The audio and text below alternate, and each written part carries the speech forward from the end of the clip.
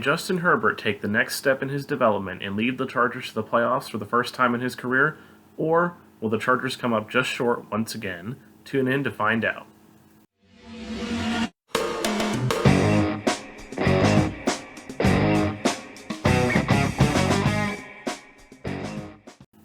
What is going on, everyone? It is Connor, the co-host with the most, welcoming you back to the Clutch Crew Sports YouTube channel for another one of our 2022 NFL team previews, this time for the Los Angeles Chargers.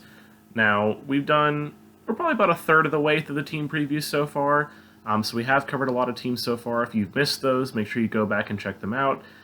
If we haven't gotten to your team yet, then stay patient. We will get there eventually.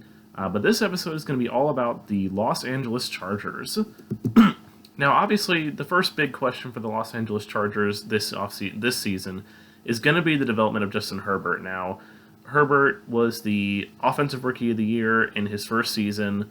A lot of people would say that he got that because Joe Burrow got injured, but Herbert had a record-breaking rookie year, so he definitely deserved it.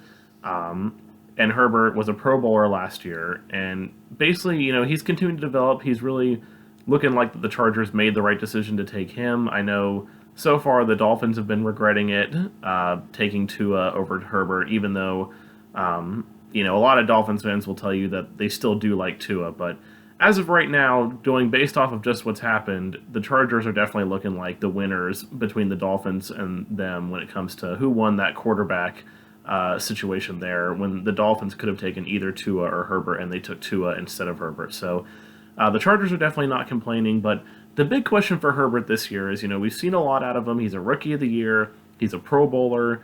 Can Herbert take that next step and be the elite quarterback that can compete for the MVP? And in my opinion, I think he can.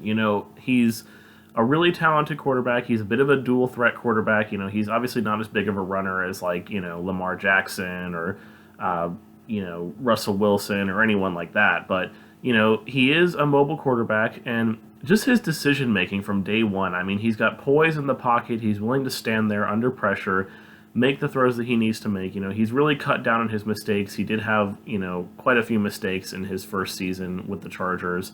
So that was definitely something that he's been able to I shouldn't say quietly, but it's something that he's been able to fix. He had a pretty good touchdown-interception ratio last year, 38 touchdowns on 15 interceptions, which is an improvement over his rookie year. He did have more touchdowns, in his rookie year he was 31 touchdowns, 10 interceptions, so, definitely an improvement there on both sides of the ball. Over 5,000 yards passing last year. This guy, he's definitely one of the brightest young quarterbacks in the league. I'm not sure if I would consider him the best quarterback in the league yet. I still think that probably goes... There's probably still at least four guys, in my opinion, that are above him. Those four guys probably being Mahomes, Rodgers, Brady, and Josh Allen. At least those four. I know some people would also argue that Joe Burrow is probably better. I don't know about that. I think Herbert definitely...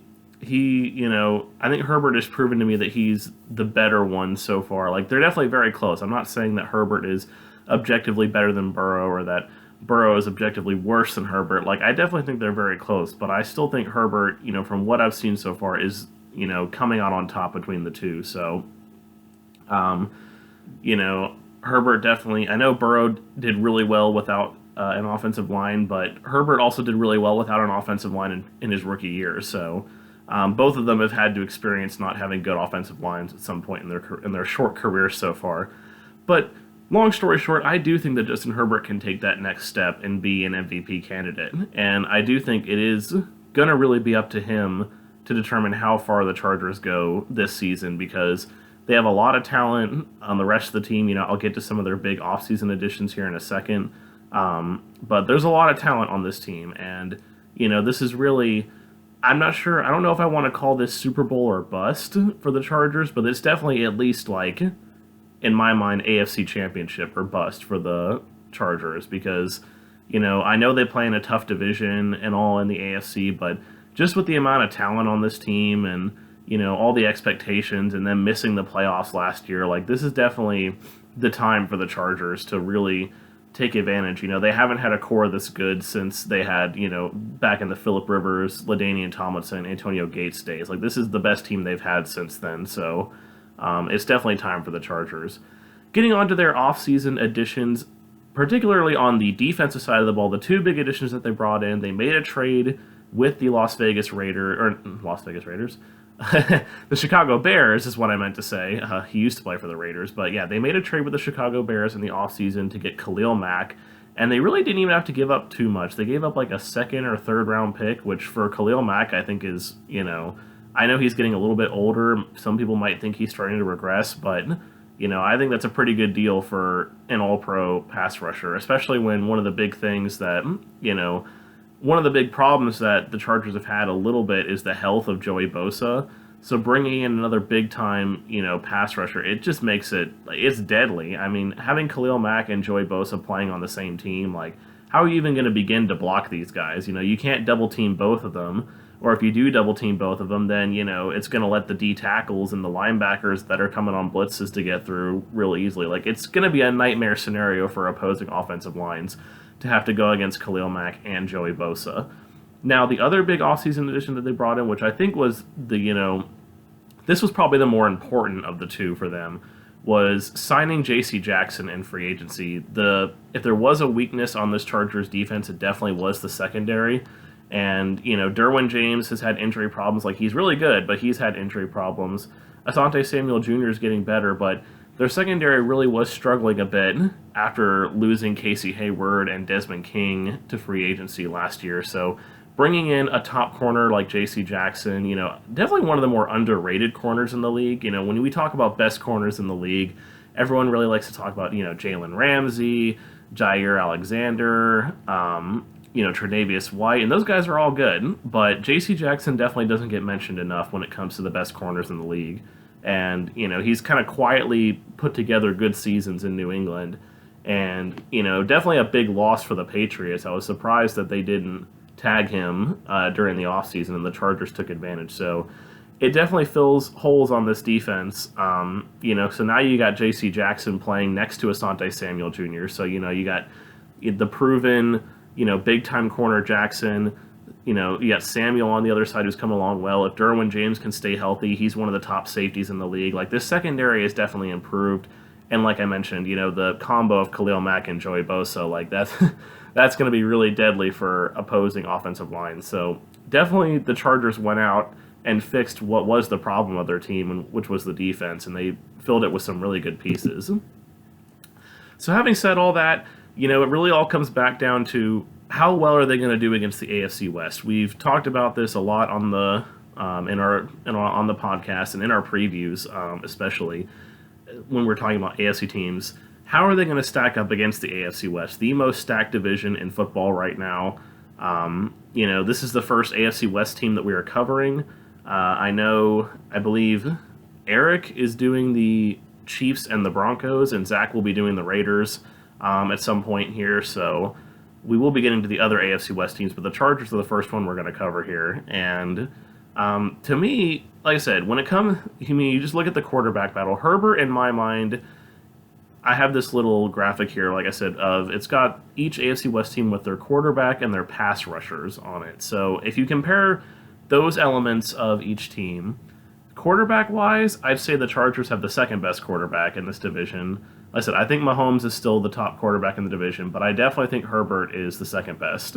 Now, Russell Wilson and Derek Carr are also both very good. I do think Derek Carr is the worst of this group, although, like I said, I'm not saying he's bad, because I know there's a lot of Derek Carr lovers out there who hate when people talk about how, when people try to say he's bad and everything. Derek Carr is not bad, but he's going against, pretty stiff competition here. So out of these four, I do think Derek Carr is the worst.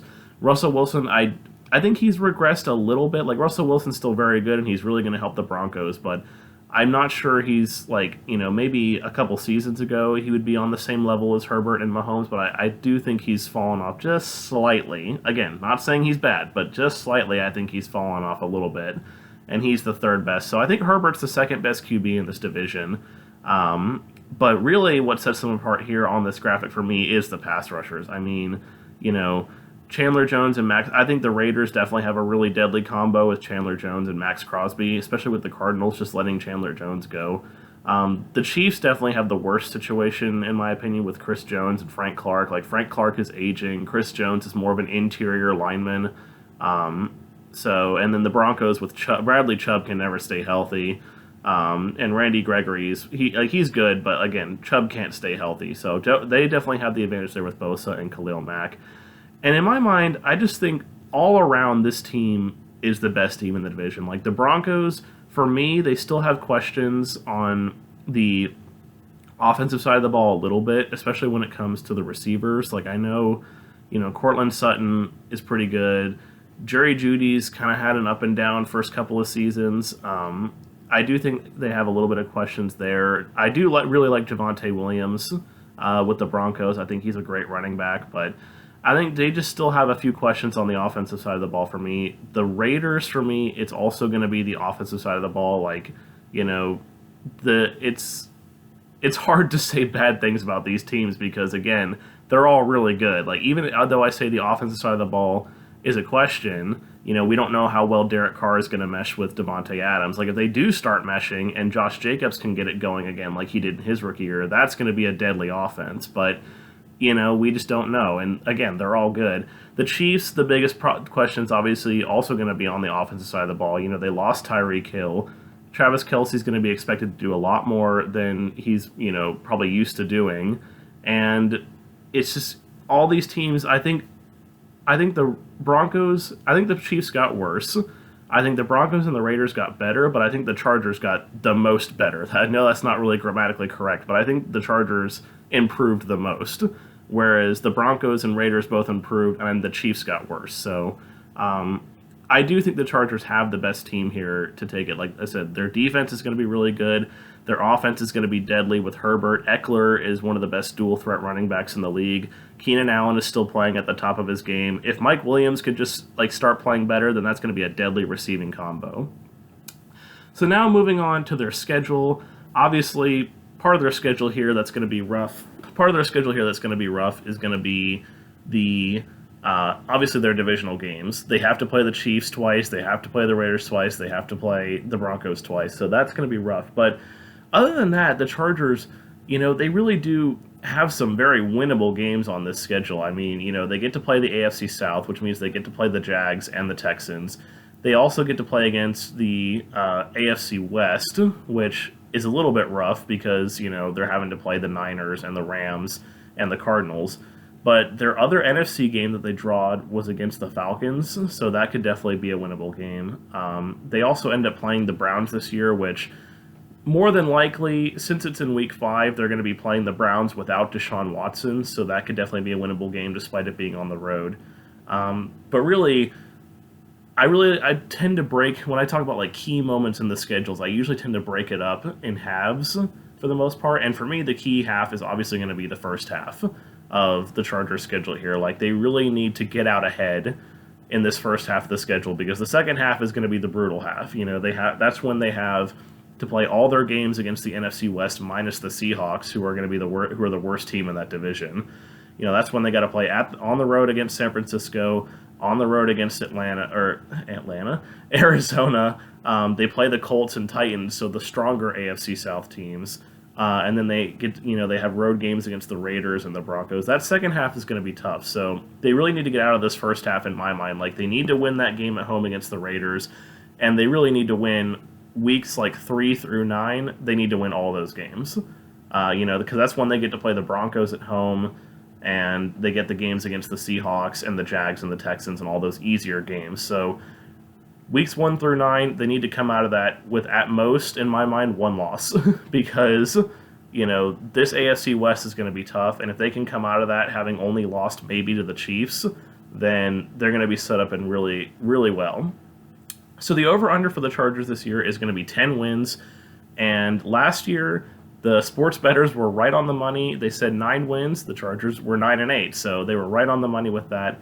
In my mind, I definitely think the Chargers can go over that 10 wins because, like I said, their first 8 games, I think they win 7 of those 8 games. I think they win the home game against the Raiders and the home game against the Broncos, and then Other than that Chiefs game on the road, I think they beat the Jags, Texans, Browns, and Falcons and Seahawks. Like, those are all kind of lower tier. Like I said, the Browns, especially without Deshaun Watson, like, they're such a huge question mark. They're not going to have everything figured out by then, and I definitely think they can beat the Browns. And like I said, the Jags, Texans, Seahawks, and Falcons are, rebuilding teams that aren't going to be competing for playoff spots this year. So definitely can come out of that with 7 wins. And then at that point, it's just all about, winning enough games in the second half of the schedule. They've got their home game against the Chiefs, but the Chargers do tend to give the Chiefs a good game. So I definitely think they can win that. They can definitely beat, the Tennessee Titans. If they can give a good game to the Dolphins at home, I think they're set up really nice there. So I definitely think they're going to go over the 10 wins. I'll say that they get around 11. I'm not going to say they're going to go too high over, because I do have a feeling that this is going to be one of those divisions that cannibalizes itself. And, all these teams that, if they were in any other division, would probably get like 14 or 15 wins, they're only going to end up with around 11 or 12 at most, because they're going to be cannibalizing each other. So I'm going to say 11 wins for the Los Angeles Chargers. They make the playoffs, and I think they're set up really good to make a deep playoff run. So thank you guys so much for watching. Make sure you subscribe to our channel if you haven't already, and hit that bell to get notified when all of our new previews come out. You don't want to miss when your team preview comes out. Leave any comments down below, letting me know if you agree or disagree. And also, if you're going to disagree with me, then make sure you, explain why you disagree with me. Or agree with me. I like to hear all kinds of feedback on these videos. But, until next time, guys, I will see you then.